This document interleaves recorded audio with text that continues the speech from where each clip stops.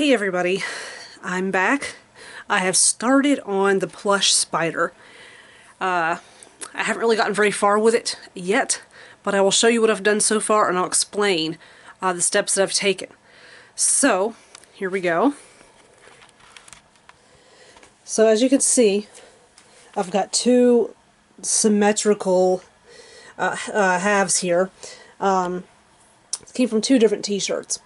Old t-shirts that I cut the design out of to use for something else. But anyway, so as you can see, look how this is actually two layers. It's a one big piece that's folded over. Basically what I did was I took the back of the t-shirt and folded it in half, and then sort of cut the half part of the shape that I wanted. You know, they teach you this concept, I guess, in elementary school, where you take a piece of paper and you fold it in half, and then you can cut like a shape and unfold it, and then there's your shape. You know, your heart or your star or whatever it is you want to make. So, but this is going to be the top part of the spider. This is going to be his belly. So, but the reason I cut a notch here is because I want the top to be kind of domed slightly and kind of more ball-like. And so I cut a small notch to start with, and if I don't like it, I can rip the seam out and do it over again. But anyway, obviously, like, the wider the notch and the deeper the notch, obviously the more of like a dome, like a tight dome you're going to have. So, but this is obviously the abdomen and this is the head. Spiders actually do not have three sections to their bodies like insects do. Spiders are arachnids. They have an abdomen and a head, and that's it. They have no thorax. And so technically their legs are kind of attached at the base of their body, kind of sometimes attached underneath the head, sometimes attached kind of towards the center of where the abdomen actually meets the head. So making a plush spider, you do kind of have to follow the rules. At least I do. I'm really retentive that way. I like things to be correct. So, but what I'm going to do next is I'm trying to figure out something cool to put on the spider's back. And so I've got a few things laying out here. I have some chains that I'm trying to maybe apply somehow. So here's one, and I got it on measuring tape so I can measure the chains so that I can cut them into even lengths if I decide to do so. I've got these things, but I doubt I'm going to use them. I think I mainly got them out because I forgot I had them and laid them here so I could put them someplace more obvious. So I can use them soon. I've got some jump rings. I've got safety pins. And my straight pins for when it's time to start sewing. I've got a couple of tools here for working with things like jump rings and wire and whatnot. And so these are my teeny tiny needle nose pliers. These are very handy. I'm so glad I have them. And I've got this purpley ribbon that's got this like sort of Victorian lace, black lace going on it. Oh, excuse me, I'm sorry, I just burped. Anyway, yeah, I'm sipping on a glass of wine right now, so I'm kind of burping. But anyhow, I've got this, and it matches, it's very close to the purple in the legs. So I think it would lend itself really well. I'm just trying to figure out a way to apply it. I'm thinking about making a giant X on the back, and then outlining the X with my various chains. But the problem is, I don't want to go crazy and have like all these different looking chains outlining the X. So what I'm thinking I'm going to have to do is I'm going to have to whip out the coupons and go to Joann and maybe buy a couple yards of one chain that is, you know, consistent, so that I have some consistency. So I mean, I do like variation when I'm doing crafts. However, for a project like this, variation does not lend itself well to this. Variation, like if I'm making some kind of like really raggedy looking like goth rock jeans or something, and I need some chains, just random chains, that's different. But for something like this, I think consistency is best. And I also follow the KISS rule. K-I-S-S. Keep it simple, stupid. So, oh, and I've also got this red and black flannel. And I'm trying to decide if I'm going to use it or not. It's the sleeves off of a vest that I made for myself. It was a big flannel shirt that I bought at Walmart. It was a men's flannel shirt. I cut the sleeves out, cut the collar out, and then I cut it and sewed it so that it fits me. So,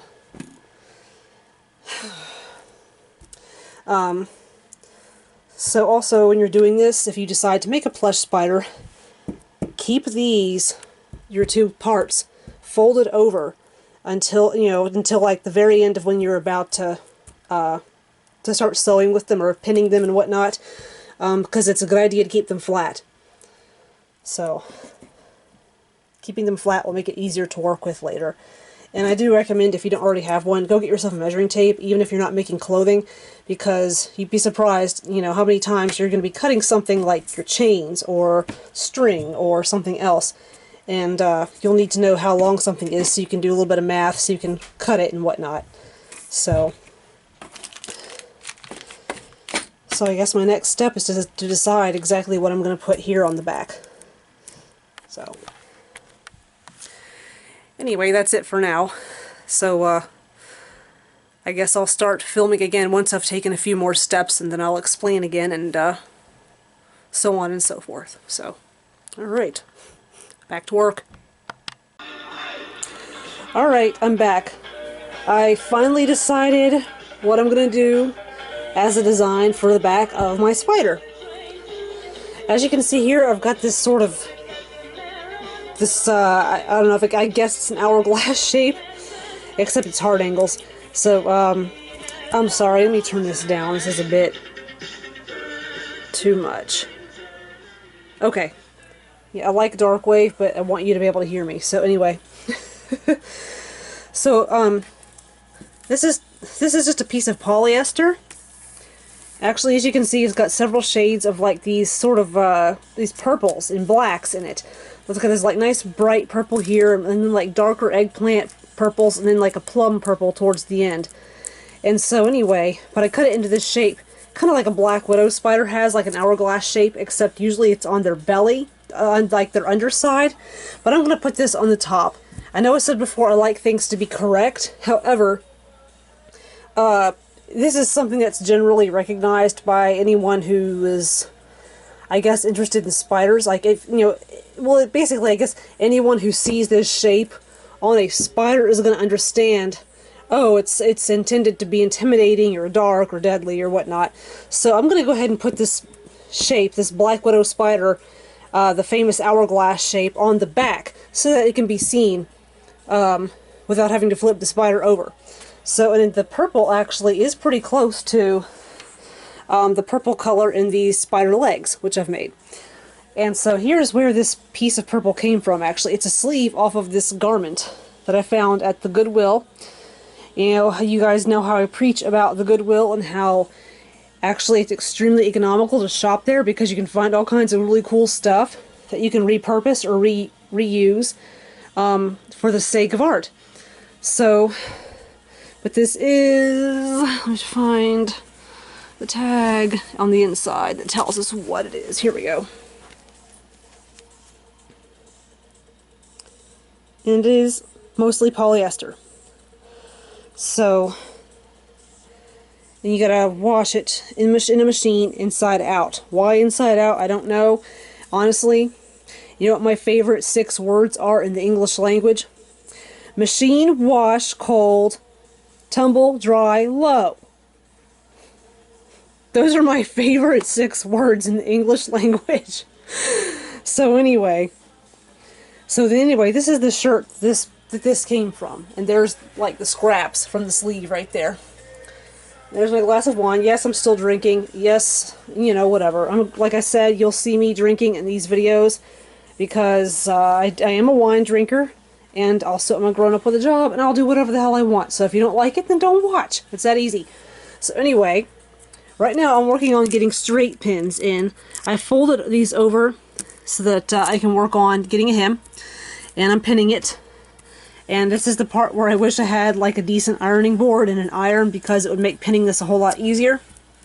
So yeah.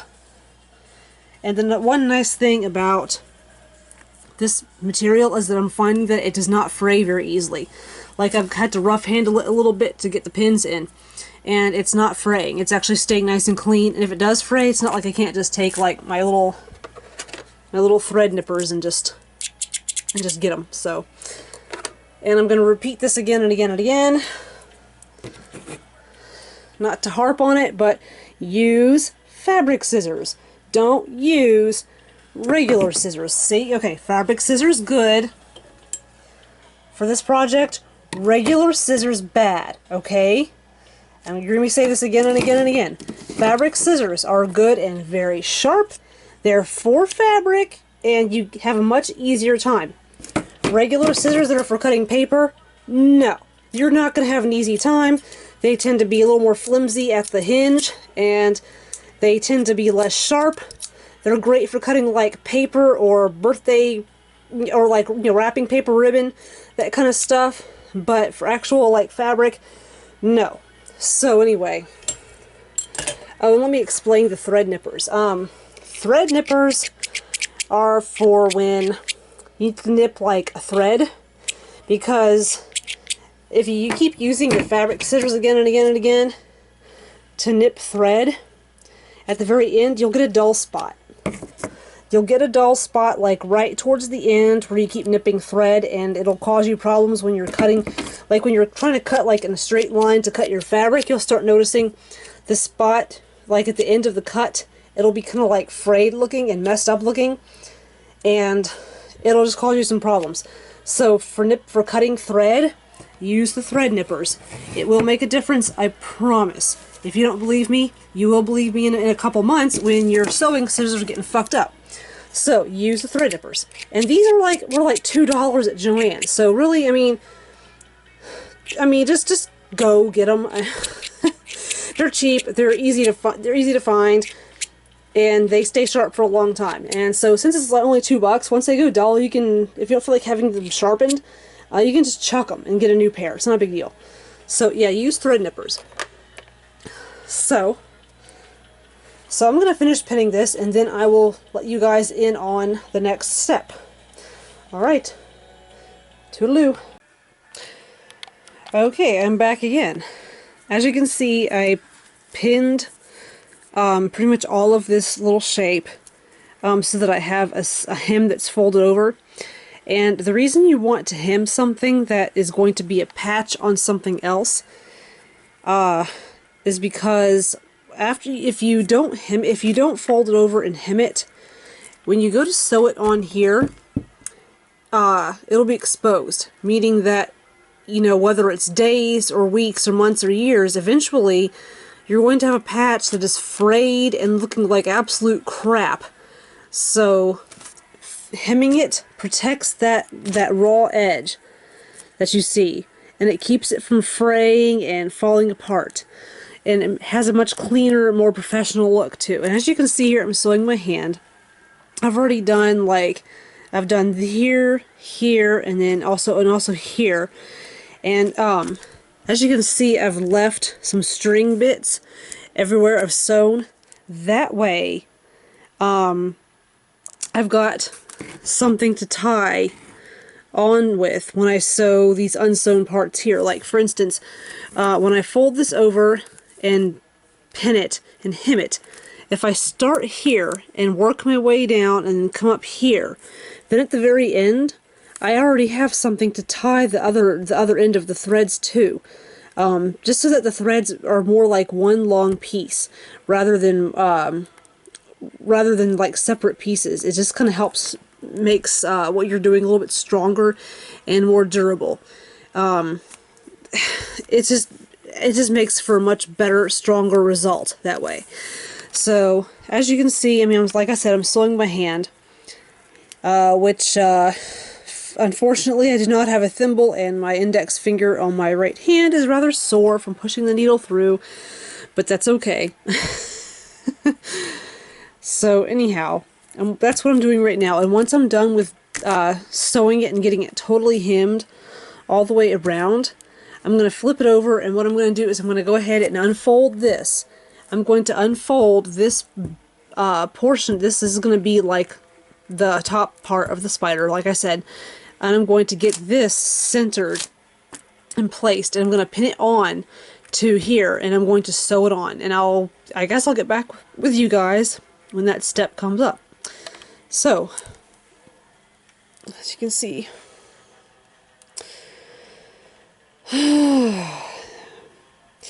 You know, anything worth doing is worth doing right the first time. And anything worth doing that you want to have a good result is worth patience and worth dealing with the tediousness that comes along with it. So, hang tight. So, I finished sewing the hourglass shape that's going to go on the spider's back. And, you know what I realized? It looks like underwear.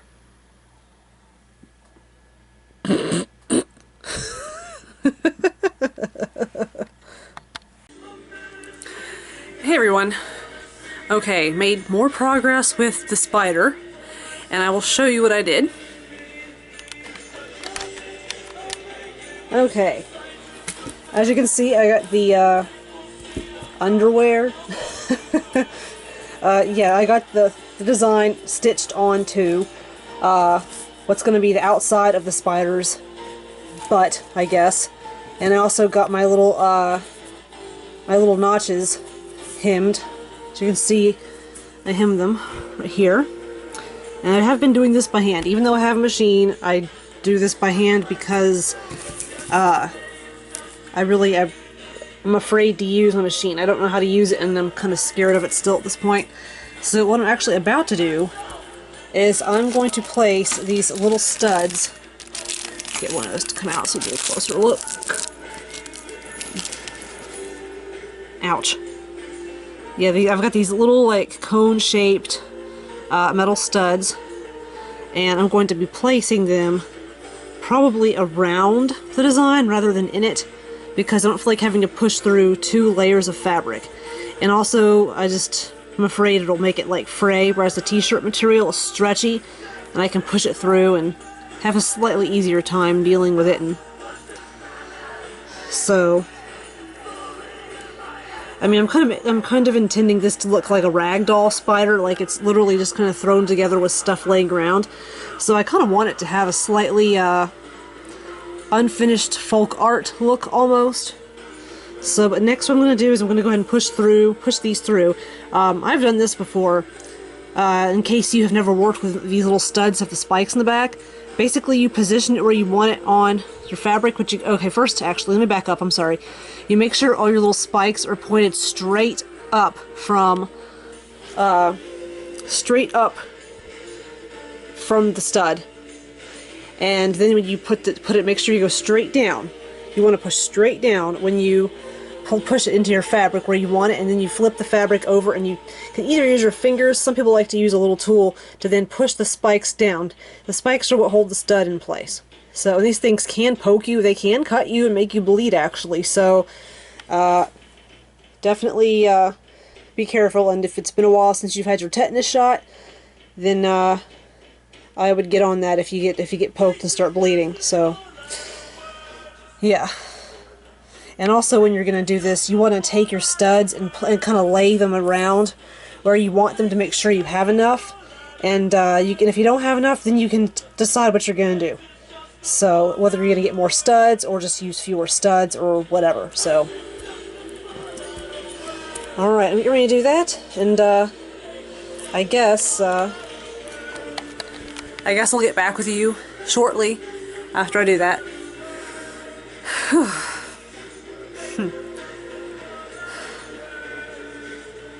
I'm actually enjoying this project a lot. So yeah, I'll get back with you. Bye. Okay, I'm back. I made some more progress on the spider, and I'm going to show you what I've done. Sorry about that.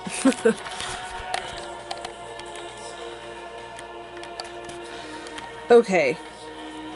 I went ahead and put the studs on the purple piece of fabric anyway, even though I said I wasn't going to, because I wanted there to be a little more contrast. And also, I finally realized that pushing them just through this t-shirt would not give them enough of enough of something to grab onto. So I went ahead and put them on the design. just to give some contrast so they stand out a little better. So yeah, and you can, as you can see, like the design that I sewed on this patch is a bit lumpy looking. It's got some spots where it's uneven. That will even out once I start to stuff the spider. When I put the stuffing inside the spider and his butt gets big and round and puffy, this material, the black material, will stretch and will actually help get rid of some of that bulk. See? I mean, how I'm just kind of tugging out with my fingers and it's helping it not look so poofy. So, okay, now what I'm working on is his face. So here's my plan for spider eyes. Even though spiders have 8 eyes, I do not feel like having to sew on 8 tiny little eyeballs. So I've got 2 disc beads. It's Italian coral, actually. The red, that's what the red stuff is. And then 2 different sizes and colors of jump rings, just to kind of give the eyes some definition, so they look a little bit more like eyes. And now I'm working on, actually, spider fangs. And as you can see here, I've got one that's pretty much finished. So, but spider fangs do tend to be they tend to stand out on a spider's face. I guess if you can even say a spider has a face. I don't know what you call, like, the eyes, mouth, and nose spot on a spider. I guess it's the face. But yeah, the fangs are somewhat large, so I went ahead and made them large in proportion to the head. And actually, the head's going to get smaller once I once I get it pinned, this top part, the spider pinned to the bottom part, and then sew them together. Things are gonna look a little smaller. So I'm gonna lose maybe, like, I don't know, a 1/4 inch of space all the way around. And so anyway, here's one fang. And first I'll show you how I started this. I took 2 triangle-shaped pieces of the leftover material that came from the same t-shirts as the spider body. So what I did was I had it laid out flat in a triangle, and then I took the corners of the triangle and slowly, like, rolled them, like, towards the center until I had, like, kind of a long, skinny, like, tapered piece. And then I folded it over like so. See how it's just let me get that under the light so you can see. There we go. See how, but here's, like, the tip of the triangle. I'm trying not to stick myself. And I rolled it up, corners in, and then folded it over. And I made sure they were both even. So I've put a straight pin in there to hold it in place. So after I completed that step, what I did was I sewed it, like, I tightened it down. Like, and the way I sewed it, as you can see, the stitch looks kind of like the back of a corset. It just kind of helps create that tension. And the farther you get towards the tip of the fang, it will curl naturally. Or you can take your fingers and just, like, pull on the thread and tighten it as much as you need to. And it'll curl some more. And so, I mean, this was relatively easy. I mean, it's, you know, it's pretty sturdy. I mean, if you can play with it some and get it more curly. So, it can be as curly or straight as you want, but there's one complete spider fang. So, and once again, this is hand sewn, so. Alright, I'm going to get these put on, and then I'll get back with you guys again in a few minutes. Okay, next, first let me show you that I did get the fangs done. So, there's the fangs. I'm going to try to get them so you can see. They look kind of like they could be like a mustache. So anyway, there's the fangs. I'm going to put them on after I've sewn the spider and turned him inside out and stuffed him, because if I were to position the fangs on the front of the spider's mouth and then have to flip it inside out to sew and to pin it and stuff, they would just be in the way. So as you can see, I've got my spider, the panels are flipped inside out and I laid them flat on top of each other. And I have put straight pins in to hold them in place. And I will need an opening in order to put the stuffing in.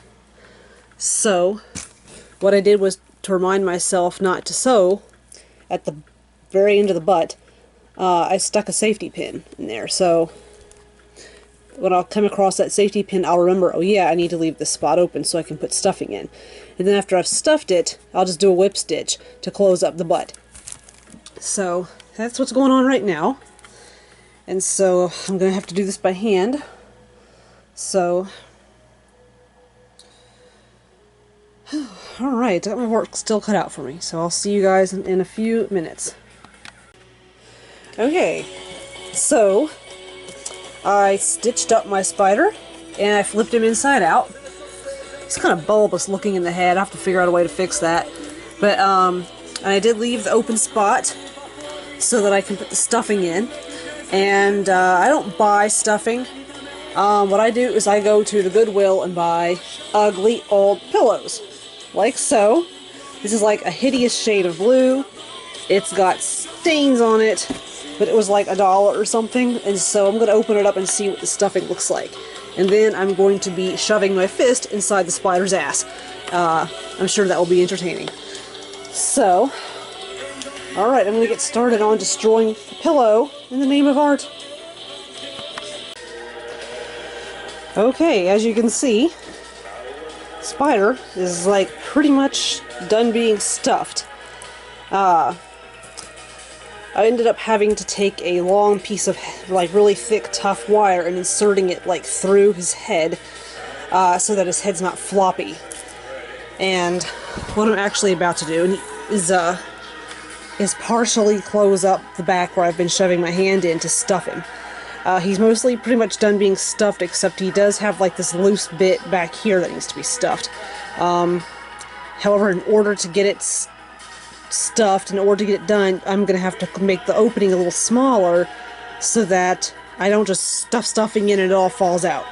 So, he's got some spots where he needs to be shaped. He's a little more bulbous looking than I initially intended. But I can work on his shape some once I get all the stuffing in him. It's not the end of the world. I mean, considering this is my first time making like a stuffed animal, this is really not that bad. So, I'm about to close up part of the hole in his butt, and I'll stuff some more, and I'll be back in a minute. Oh, and here's a closer look. The stuffing. Just plain white stuffing from the pillow I destroyed. So, alright, I'll be back in just a minute. Okay, so I've closed up the spider's butt and finished stuffing him. And the big bulbous butt isn't as bad as I initially thought it would be. So, what I'm about to do now is attach the legs. And so the front legs are the ones that are going to look awkward if they're not positioned well. So I laid them down. And I've got the spider like on top of them, like and I've figured out where I want them to hit, like on the spider.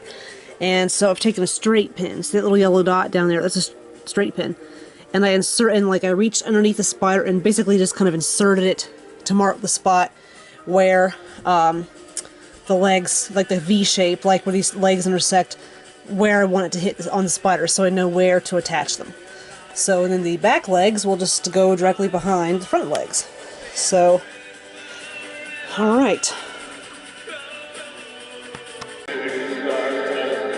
Okay, so I've attached all but one, well, I guess that's 2 legs, technically, legs on the spider. And I used some strips of the same black t-shirt. There's the pile right there that I used for the hole for the spider. And I covered up these spots on the legs where they converge, where they're jointed, so to speak, where they intersect, just to kind of conceal it, because it was kind of ugly looking. There was like scraps of this purple and black tights like kind of hanging off of it, and so I just wanted to conceal that and get it a little smoother and cleaner. I wish I could have gotten it a little better than it looks now, but I don't have a choice but to just deal with what I've done. So anyway, I'm about to attach these. But let me show you what I used to attach the legs. I used an upholstery needle, and it's curved so you can get like underneath, like I was able to insert it like underneath the legs and pull it out the other side. And I actually quadrupled up on the thread too. The nice thing about an upholstery needle is that the opening of it, the opening where the eye of the needle is actually rather large, and you can use very heavy thread, even like stuff like friendship bracelet thread in these things. So actually what I did was I took like a really long piece of regular thread, and folded it in half, and then put it through the eye of the needle. That way when I folded it in half after it was in the needle and tied a knot at the end, I had 4 strands all together. I don't know if you can see that or not, but you kind of see down at the bottom. So there's 4 strands there. So yeah, just to give it some more strength and durability. So, alright, I'm going to finish attaching the legs, and I'll be back with you.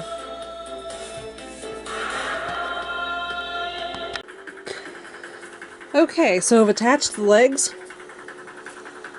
Now I'm working on getting the fangs put on. So here's one fang that I already have attached. And the other one is laying over here, waiting to be attached.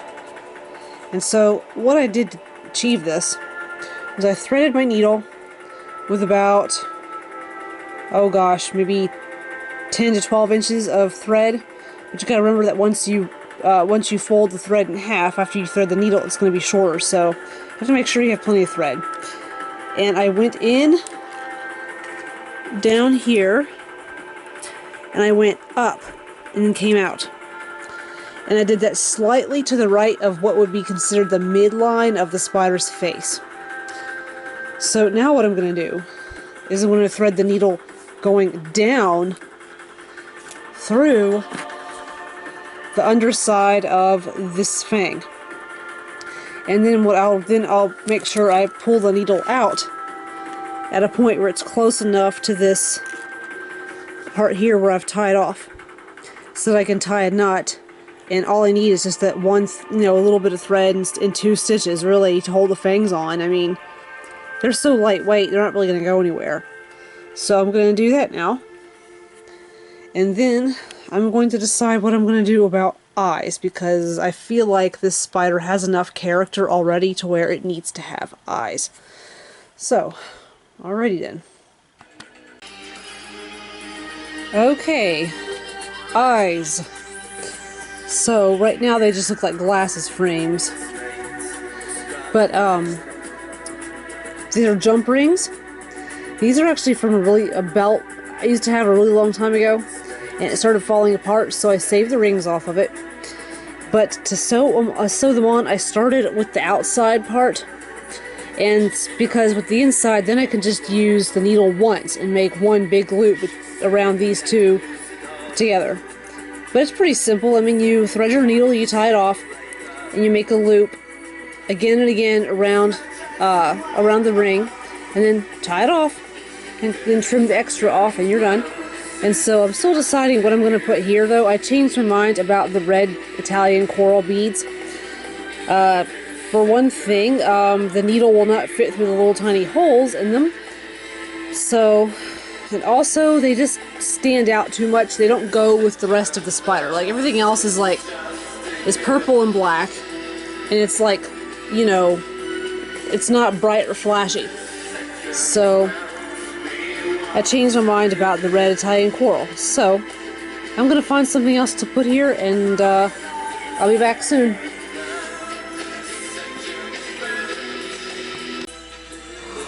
Guess what? It's done! I finished the spider. I decided to leave his eyes with nothing in the center, because I decided that if he looks too animated, like if he has eyes and looks too animated, he'll kind of lose this simplicity that he has that seems to be a good thing. So I like it how it is, and when I give it to my boyfriend, I'm sure he will like it. So I'm really happy with the spider, even though the butt is too big. I'm still very happy with the way it turned out. And this is my bed, by the way. It's unmade and it's a mess. I just needed some kind of interesting solid background to show you the spider with. But yeah, I have declared him done. You are done. You are all done. So anyway, I'm going to give you guys a few close-ups, I guess. So anyway, there's the face with the little blank eyes and the fangs. And once I get up close, you can see the craftsmanship, like the details of the work I've done, stitching and whatnot. He still needs to be lint rolled because he's got like little fuzzies all over him. So, oh no, there's where I tightened in the neck. The neck was too skinny, and I wanted his face lifted up a little bit so his fangs could hang down and not touch the ground. And so I added like a stitch in here to help draw his head upwards and his body. It's kind of like tighten this area here. So, and there's the little metal studs on the back design. And there's a fuzzy. There's his butt.